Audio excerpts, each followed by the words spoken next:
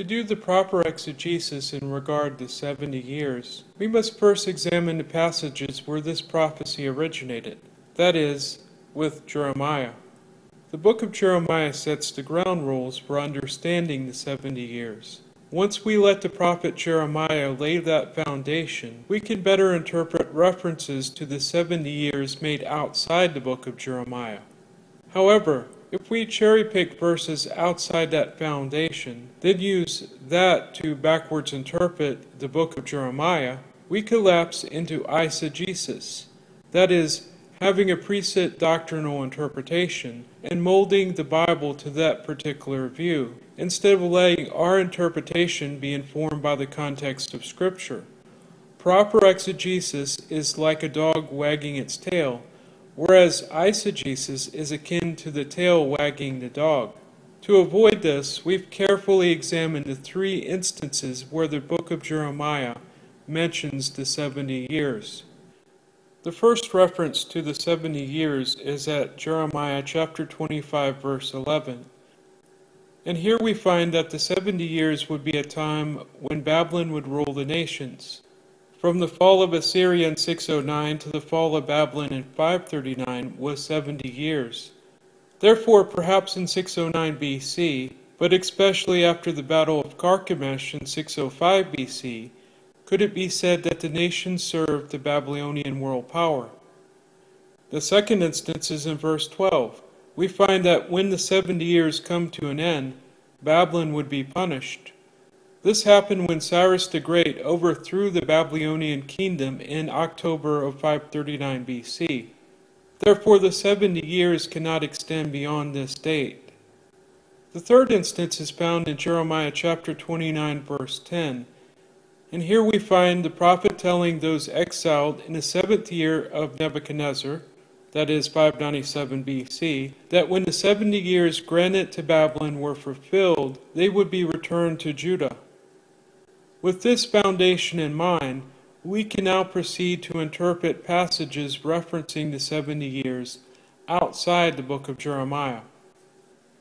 First, we will examine 2 Chronicles chapter 36, verses 20 and 21. And he took those who escaped the sword to Babylon, and they became servants to him and to his sons until the rule of the kingdom of Persia, to fulfill the word of Yahweh by the mouth of Jeremiah, until the land has enjoyed its Sabbaths. All the days of desolation it kept Sabbath, to fulfill 70 years. A surface reading of this verse without the proper grounding in Jeremiah could lead one to believe that the land kept Sabbath 70 years, and from that the exiles were in Babylon for 70 years. The writers of Chronicles here references Jeremiah.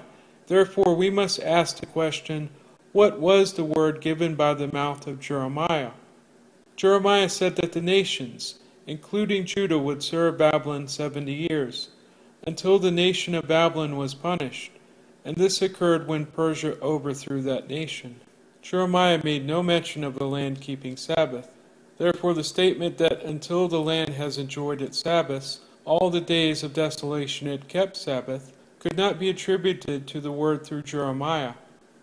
Here the Bible writer was referencing both the words of Jeremiah and the words of Leviticus chapter 26, verses 34 and 35 in one go.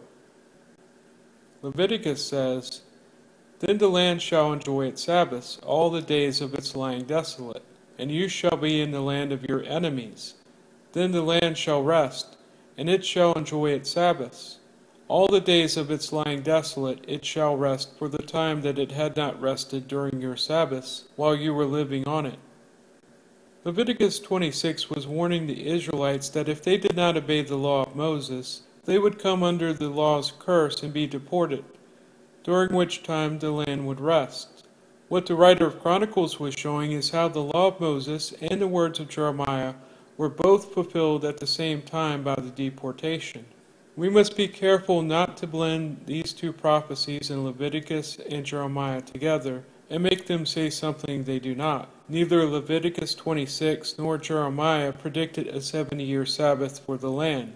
And that is not what the writer of Chronicles is stating either. He doesn't clearly say how long it rested, only that all the days of desolation it kept Sabbath. again referencing the quote from Leviticus.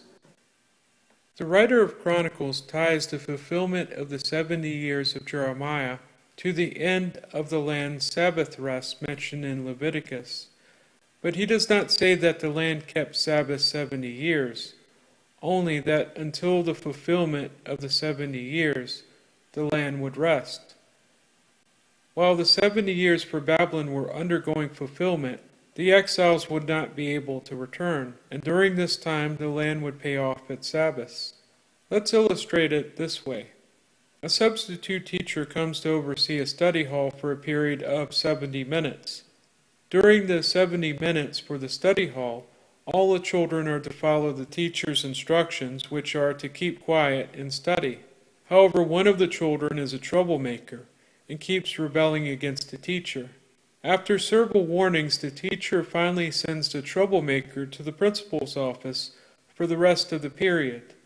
Until the 70 minutes are over, he is to remain in timeout. At the end of the 70 minutes, he may return.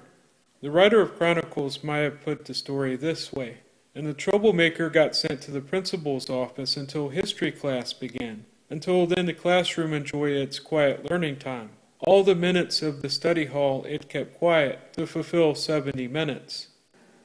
We must avoid making conclusions based on one or two isolated verses, especially when the reading is ambiguous and accommodating to more than one interpretation.